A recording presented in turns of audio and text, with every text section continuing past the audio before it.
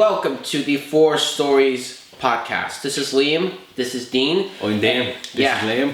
Okay, and today we are reviewing the movie Barbarian, written and directed by Zach Cregger. Now, anyone who knows the name Zach Cregger might be familiar with the cult sketch comedy group The Whitest Kids You Know, in which he was a founding member of. Now, Cregger has directed before, having directed not only a majority of the episodes of the show, but in 2009, along with fellow member Trevor Moore, he co-wrote, co-directed, and co-starred in the movie Miss March, which is a critically panned sex comedy that was forgotten. Obviously, Barbarian is a far, far, far different movie than Miss March, because in his solo directorial debut, Cregger makes the leap from wacko comedian to horror-inspired director, similar to the likes of Jordan Peele.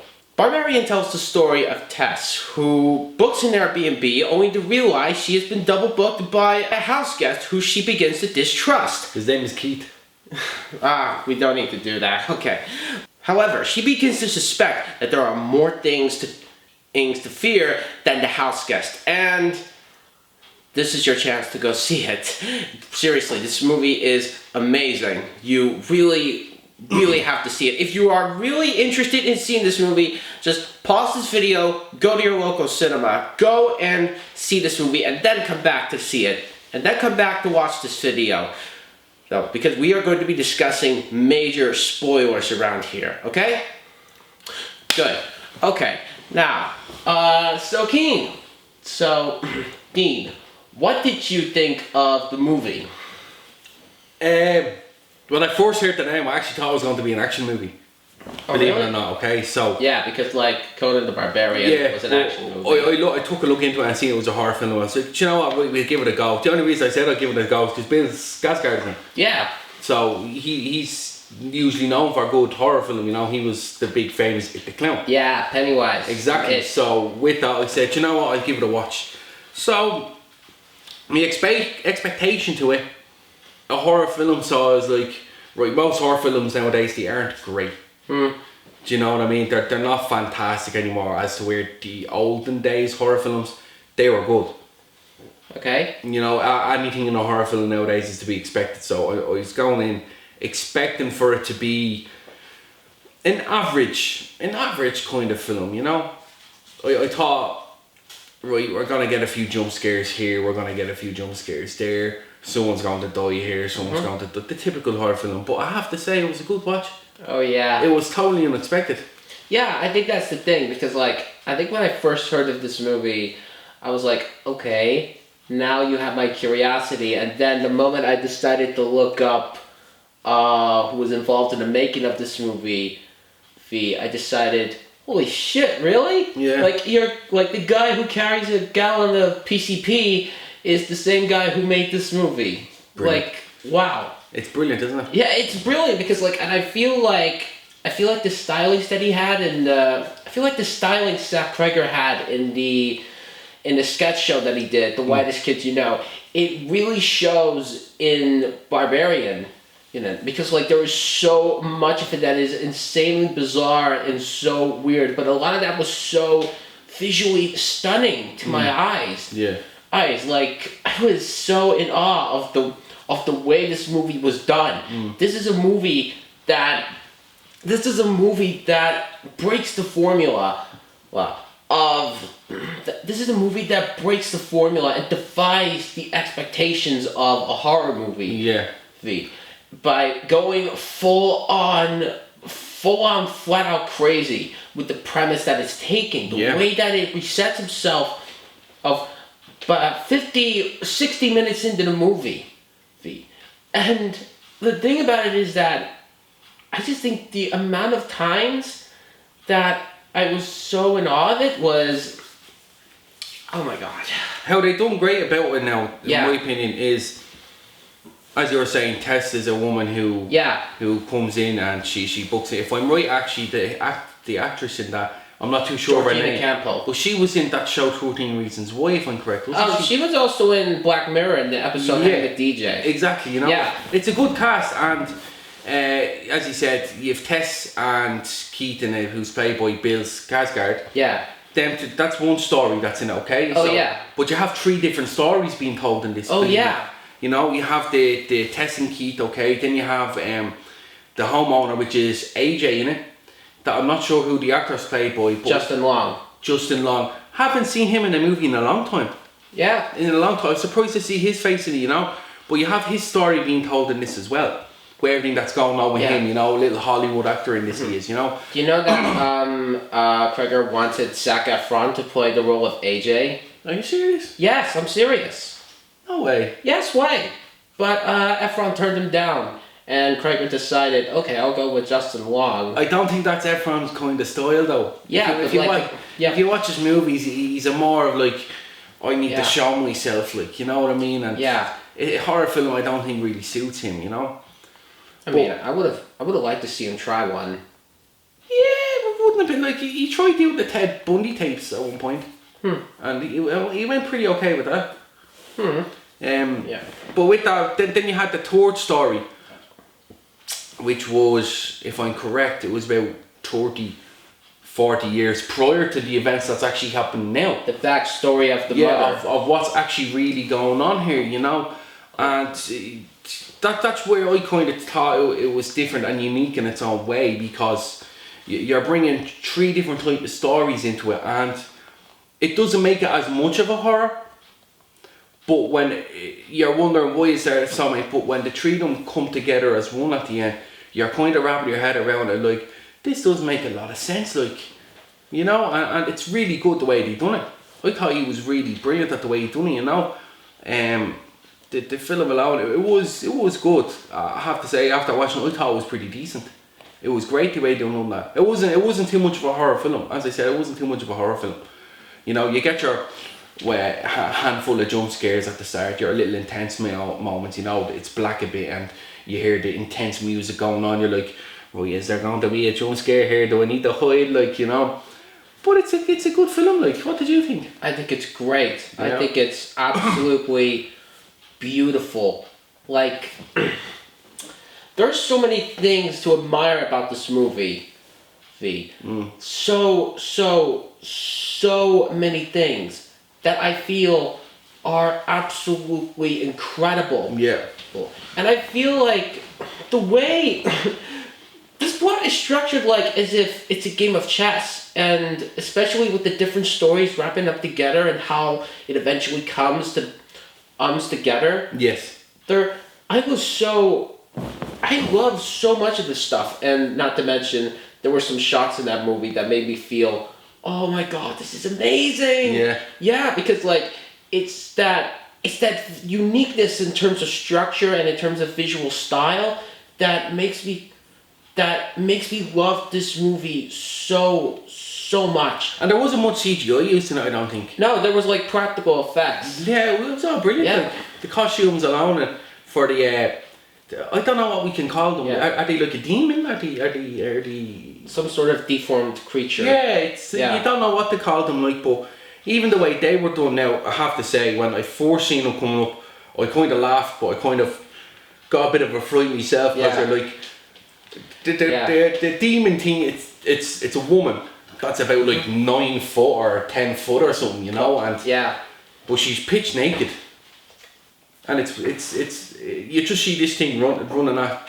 who it does, but the way it made an entrance was quite phenomenal to And me. the way it kills like Bill Skarsgård, because like at first you think, oh, is Bill Skarsgård supposed to be the villain? And then the mother shows up and he brutally crushes Bill Skarsgård's head. That's what the I was wall. thinking. You know, because the character went down. Bill Skarsgård character went down.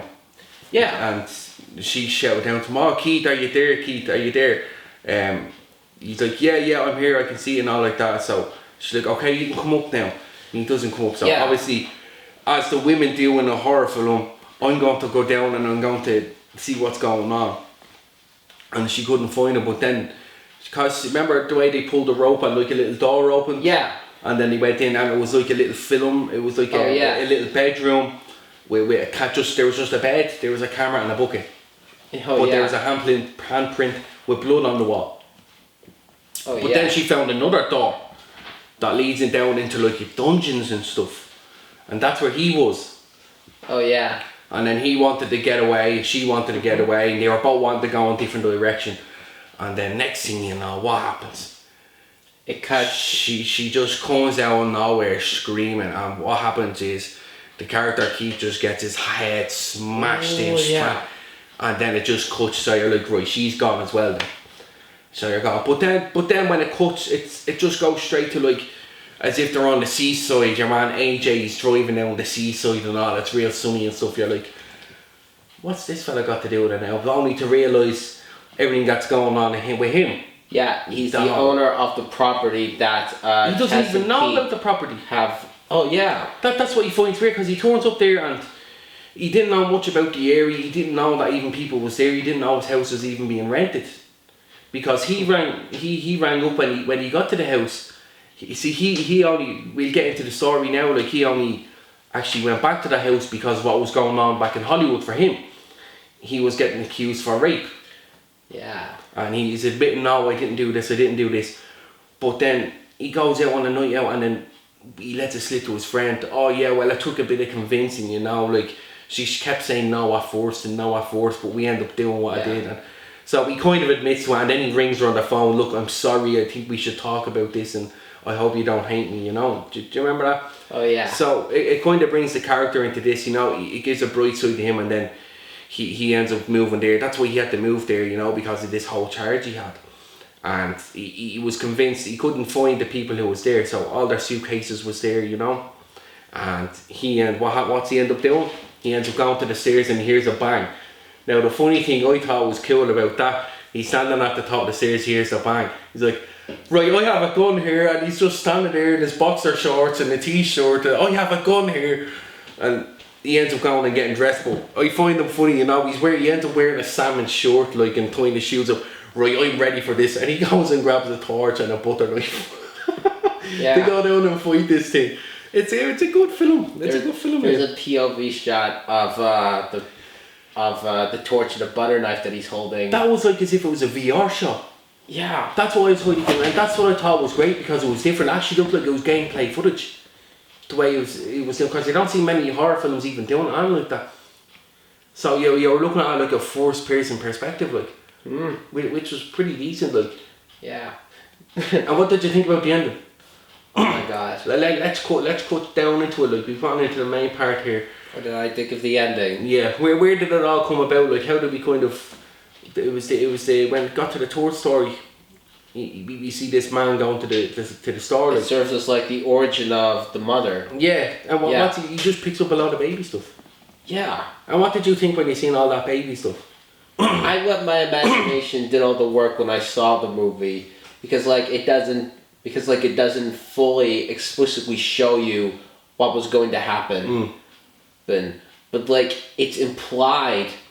Like you see the same house as it is in the 1980s, and you see him following around, picking up all the stuff and just going and you know, just like going around people's houses and turning on sinks. But it's so subtle in the way that it's delivered and the way that it just like cuts to now, and you see him on the bed in the present day. Yeah. You see he's deformed and stuff and well in it. And what's the AJ, the character is played by John Lang, isn't it? Justin Long. That's who. Apologies, Justin Long. And he sees all these VHS tapes. Yeah. And he puts one of them on, and you can just imagine what's going on the television, because his reaction alone, he turns to him and he goes, "You're fucking sick." It gives you the pieces of the puzzle, so and it allows you to form them yourself. And you kind of find out that he's been impregnating a load of women because this woman wants children. Do you know what I mean? Which is weird, because this deformed creature, at one point you see Justin Lang's character, and who's AJ, and Tess, they're both held kind of captive in like a hole under the ground with a cage over them. But what you see out of nowhere then is you just see the hand of this deformed woman, but she has a bottle of breast milk and she's trying to feed them like a baby, like. Now I thought that was brilliant, and he's like, "No, I'm not taking this," and she gives it to Tessa, and Tessa just starts drinking, and he's looking at her like, what are you doing? Like, and then it goes back to him. What I thought was sick about that part, right? I know this might sound weird. Was the hair all over all the hair all over the bottle. The bottle. I was looking at that. I was like, to be fair, I wouldn't do the same either. That that thing with the hair on the bottle. It was actually a bit of an accident that some of the hairs of the bottle just let on. But then Cregger just looked at the bottles and he was like, "Put some more hairs on that bottle cap." Really? Yeah. Yeah, I was looking at that. I was like, that's a bit. I'd rather die down there than choke on that. But there's one part of the film toward the end that actually got me like, what? Do you remember at the top of the cylinder that they're on? Yeah. At the end. At the top of the wall. Yeah, and the cylinder. Justin ends up dropping his gun. Yeah. And then they're like, oh, we're gone, we're dead now. She's gonna come and get her, and she comes up. But Justin turns to her and goes, no, I'll get away. She's coming for you, so I'm sorry. And he grabs her and throws her off the cylinder. Do you remember that? Yeah. But because the deformed person has so much, I believe because Tessa was actually given what the mother wanted, like was taking the bottle and all, she built a little bond with it. And if you notice that when Tessa was thrown off the building, the mother dived down to save her. And then you're wondering, the two of them are dead. You look down and you see the two of them lying there, you're like, oh right, they're dead then. And I was like, but I can't believe he just done that, you know. He's after just getting rid of her himself, and he went down and she seen she was still alive. And then the mother comes up and then the mother crushes the head. But do you see the way that the mother was? The mother was actually lying. Tessa was already falling, but the deformed mother was already after diving after Tessa had fell, but still managed to catch Tessa and lie down on her, fall on her back. So she take the fall. So you're looking at that, she's dead. But then Tessa gets up, and then as he said, the deformed woman, like she gets up and just rips his head off. Yeah. And you're like, what the hell? Like, you're like, this can't be killed. This thing can't be killed whatsoever. But what happens? Tess grabs the gun and puts the mother out of her misery. Now I kept thinking some bits were a bit funny now, Liam, to me. Yeah. Like every time the mother was talking to him, it was like, ba, and was rubbing their lips and all, and I thought that was a bit funny. That was a bit of humour. It was written and directed by a comedian, so. And it was a good film. Yeah, it was. It was a different type of horror film. It was. And you enjoyed it though. I love it so much. You're a big fan of his work. Oh, I just got into The Whitest Kids You Know after I discovered that he directed this movie, you know, and I thought, okay, well, how does his sketch comedy compare to Barbarian? And there are a few moments that just pop up throughout. Some moments of his sensibilities that pop up in that show pop up in this movie. Yeah. How bizarre it was and how surreal it was, and especially in terms of its timing and atmosphere. Yeah. You know? Now I enjoyed the film. I enjoyed his work. I thought he done a great job on this. It's great. You know, it wasn't too much of a horror. It gave you a bit of a thriller, but it was funny as well. So if I see any more of his work, I might actually sit down and watch it. You know, he's gonna do more horror movies, and he has his idea of doing a Gotham City film. Ooh. Yeah, can you believe that? That's intriguing. Can you believe that movie was released by Disney?